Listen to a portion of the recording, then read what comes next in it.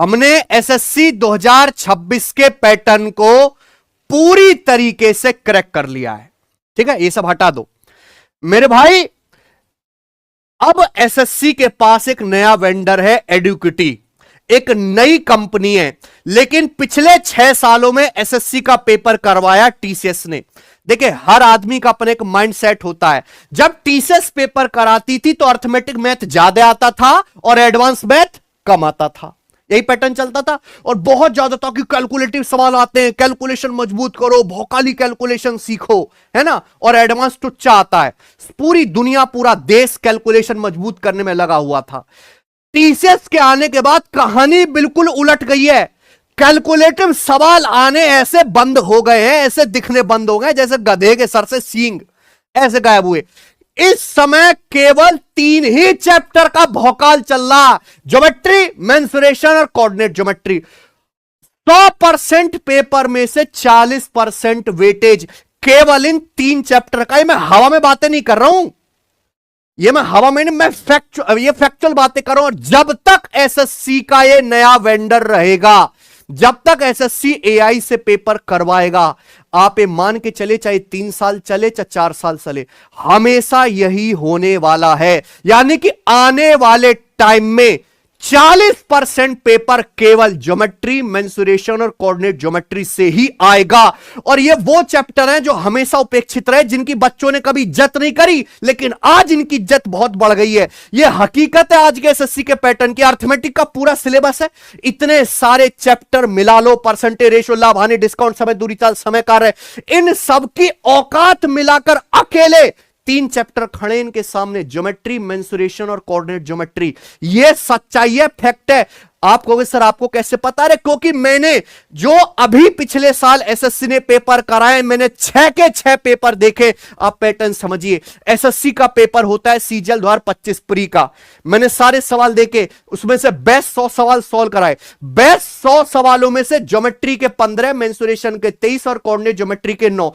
23 और 9 32 और 15 कितना हो गया? 47 सवाल। 100 में से 47 सवाल केवल 3 चैप्टर के अर्थमेटिक की तो ऐसी तैसी मार दी। लाभ हानि 11 सवाल पे सिमट गया और मेंसुरेशन के 23 सवाल।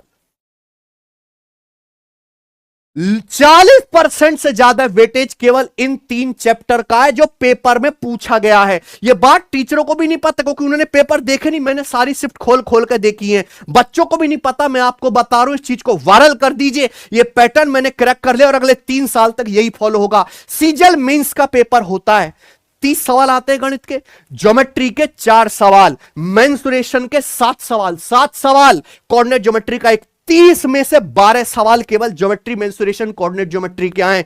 कितने बेटा? 40% से ज्यादा है। 40% पेपर, 30 का 40% हो गया ना, 12, 40%। अरे सीएचएसएल का पेपर होता है, हमने बेस्ट 100 सवाल सॉल्व कराए। आप यहां पे देख लीजिए, कोऑर्डिनेट ज्योमेट्री के 6, सबसे ज्यादा सवाल किसके आए यहां पे? सबसे ज्यादा मेंसुरेशन के 27, ज्योमेट्री के 11, 27, 11, 38, 44 सवाल। 44 सवाल में बेस्ट की बात करो, यानी कि लगभग 40% से ज्यादा वेटेज किसका है? इन 3 चैप्टर का है। यही नहीं, अभी और सुनिए, दिल्ली पुलिस कांस्टेबल। भैया ये तो कांस्टेबल का पेपर है। मैंने सारे पेपर देखे, 650 सवालों में से 300 के करीब सवाल केवल ज्योमेट्री, मेंसुरेशन के। मैं हैप में हो गया। 650 में से 300 सवाल केवल ज्योमेट्री, मेंसुरेशन के। आप देखो, इतना सारा एक तरफ मैं बेस्ट 100 सवाल करवाने वाला हूं, मेंसुरेशन के 100 में से 46। यानी कि आने वाले टाइम में एसएससी का फॉर्मूला है कि 40% वेटेज केवल ज्योमेट्री, मेंसुरेशन और कोऑर्डिनेट ज्योमेट्री का रहेगा।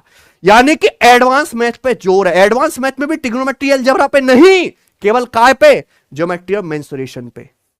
यानी कि चाहे अर्थमेटिक मैथ पढ़ना कम कर दो, पर ज्योमेट्री, मेंसुरेशन रज के पढ़ो, तोड़ के पढ़ो, घुस के पढ़ो, अंदर तक पढ़ो। आई ना बात समझ में? और बच्चा पढ़ता नहीं है जी।